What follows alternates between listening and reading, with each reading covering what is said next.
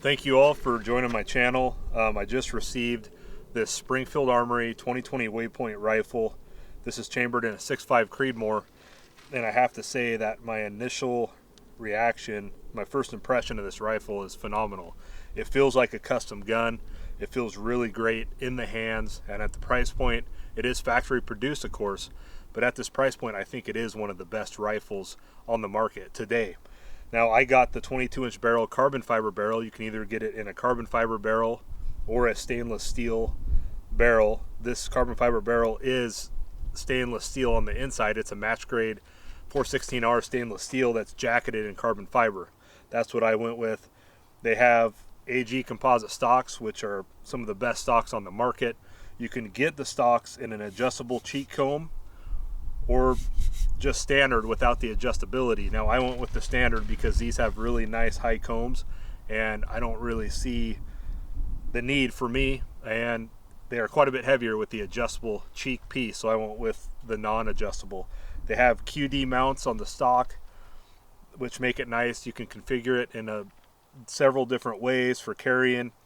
They come with a really nice Springfield Armory action that's very, very smooth. It's similar to a Tikka action for how smooth it is, which was really nice.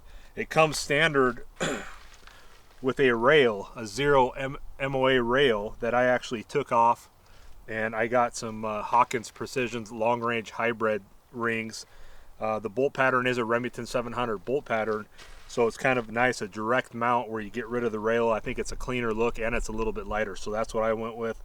I threw on a Nightforce NXS 5.5 to 22 by 50 scope. It is a little bit heavier of a scope, but I love Nightforce, and I've had nothing but great luck with them, so that's what I put on this gun.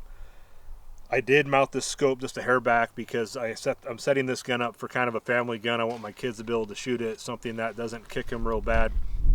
That's why I went with the 6.5 Creedmoor, and I mounted the scope a hair back if you're wondering why it looks like it's a hair back, so they have a better chance for a good sight picture. These do come with a Springfield Armory radial brake. I actually have a Thunder Beast Ultra 7 suppressor that's on order, but for now I'll shoot it with the brake until I get that. They come with a Trigger Tech trigger, which is adjustable from 2.5 to 5 pounds. And for those of you that are familiar with Trigger Tech, they're super easy to adjust. There's a set screw right next to the trigger, and I ended up taking her down to 2.5, which I think is just right for hunting. 2 would actually be my preference, but 2.5 gets me close enough. The magazine is a removable magazine, and as you can see, it's a little bit clunky. I mean, it's nice to have the removable magazine. This is probably my one, if I have a gripe. Hawkins Precision does make a nice magazine that fits in, and it's very sleek and snug and nice. They call it a 3-round, but you can get 4 rounds in them. I believe this is a 5-round, but I think I'm going to get a Hawkins Precision magazine and have this for a backup in my pack.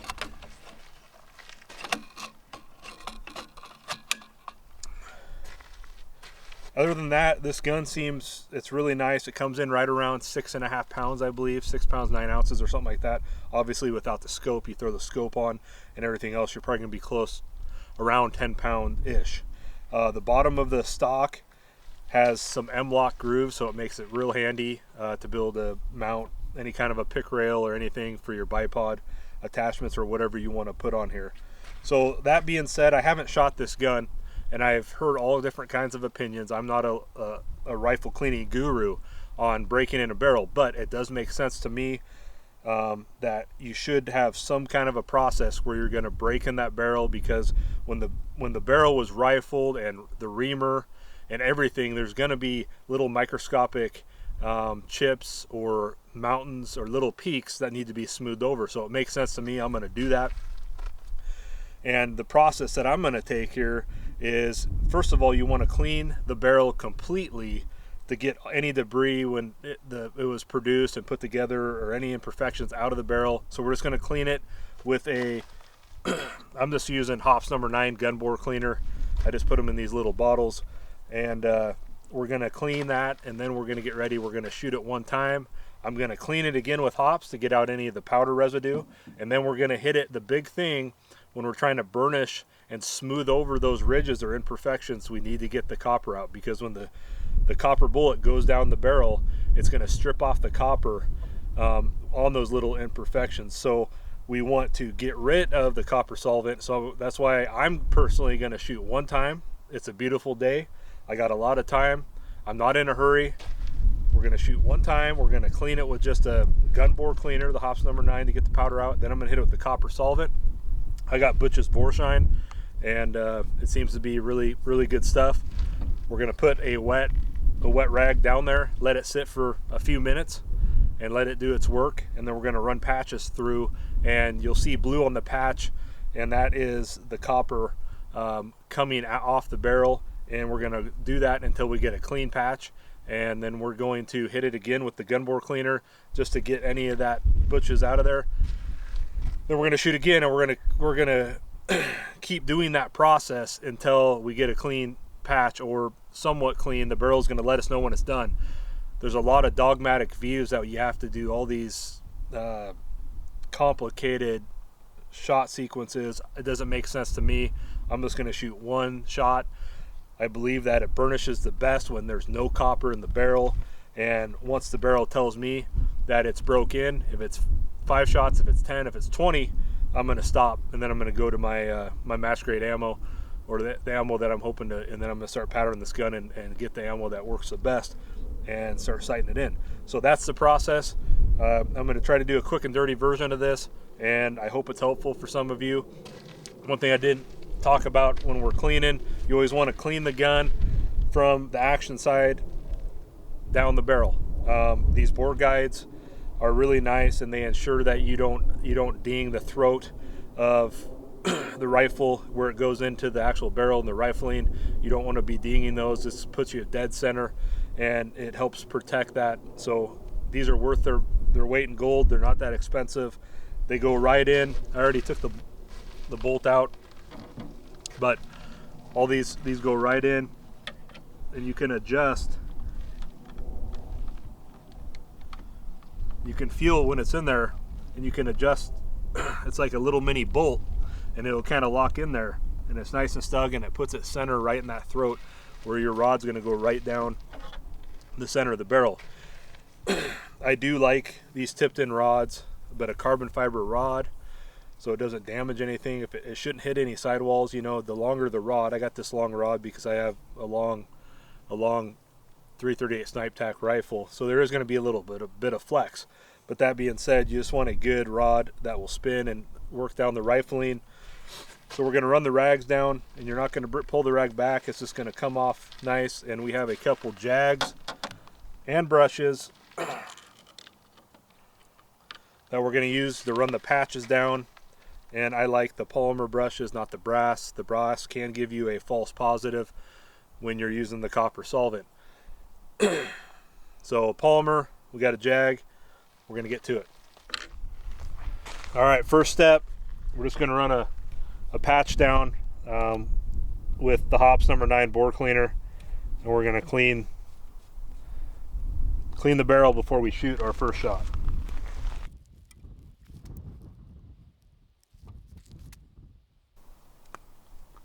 So this goes on the end of the jag. The bore guide is in.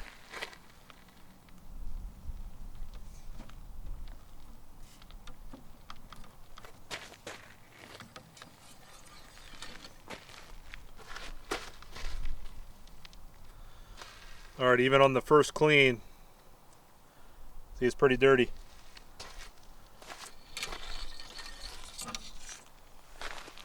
Run one more rag down it, one more patch.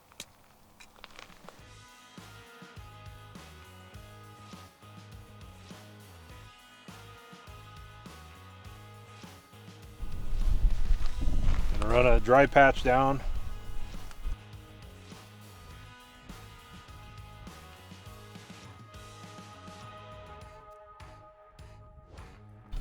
All right, that's nice and clean. So we should be able to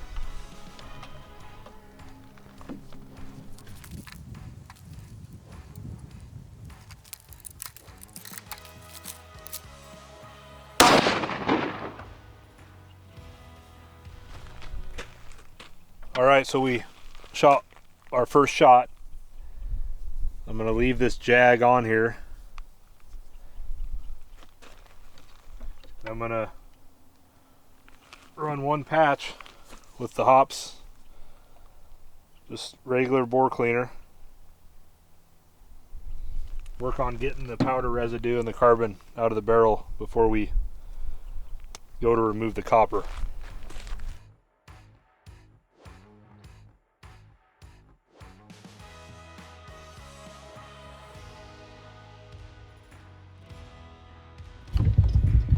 See, it's pretty dirty.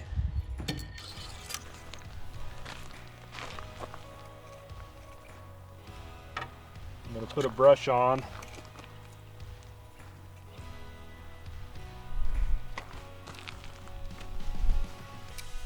Because we want to get all that powder residue and carbon out of the barrel before we go try to remove the copper.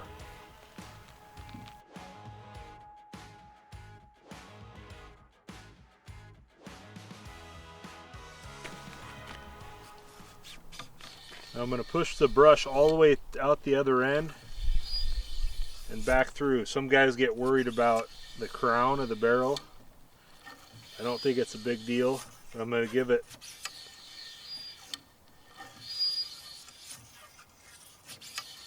a few strokes here.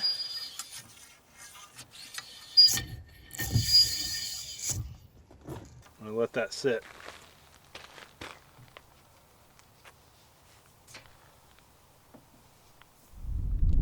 Alright, so we got most of the powder out of there. Now we're going to run a wet patch with the Butch's bore shine, the copper solvent. So I'm just going to wet this patch, get it nice and saturated. I'll put it on the jag and run it down the barrel.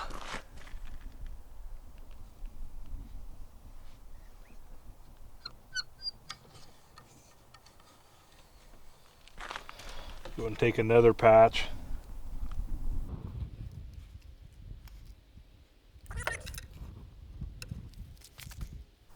On this patch, I'm going to get it in, just start it in there, and I'm going to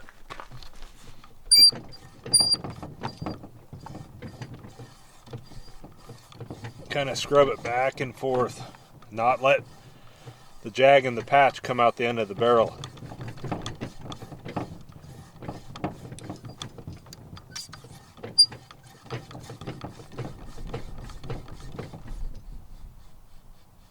Push that out the end. It's kind of got some bluish to it. Now I'm just going to let that sit in there for 5 or 6 minutes or so and let that copper solvent do its magic. Alright, it's been about 5 minutes. So we're just going to run a dry patch down.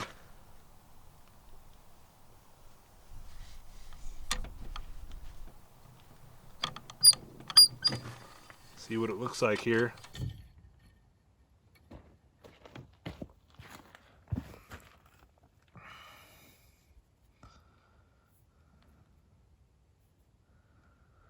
Really hardly any copper fouling at all.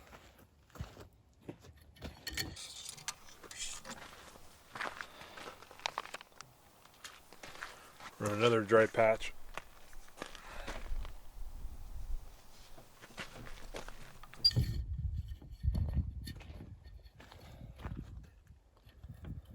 Pretty clean.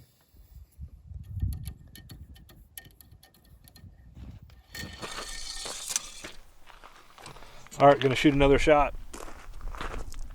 So I did my first 3-shot group after doing 1 shot clean, 1 shot clean, 1 shot clean, not seeing a ton of copper, and I went ahead and did a 3-shot group. That's pretty dang impressive for not really even trying. So we'll do our cleaning process again and clean out all the powder and carbon, and then we'll hit some copper solvent and let it sit and see how it's looking. I went ahead and continued with the same steps that we had been using, first starting with removing all the powder residue and carbon out of the barrel and not proceeding until I had a clean patch. I did. So I proceeded to use the copper solvent, the Butch's Borshine, to see if there was any copper residue left in the barrel. I don't know, 10, 15 minutes. Starting to run out of daylight here, so we're going to run a dry patch down the barrel and see what it looks like. Hopefully it's clean.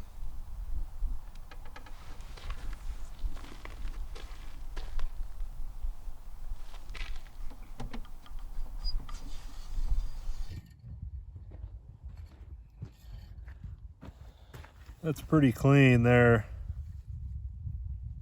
Alright guys, well that concludes this video. 6 shots, and I feel like this barrel's pretty much where I want it to be. I mean, it could be just a hair better, but I don't get too anal on this kind of stuff. This is going to be a hunting rifle, but overall I'm super impressed with this Springfield Armory 2020 Waypoint so far. It's just a really nice build, has a custom feel. I love the stock, and man, it broke in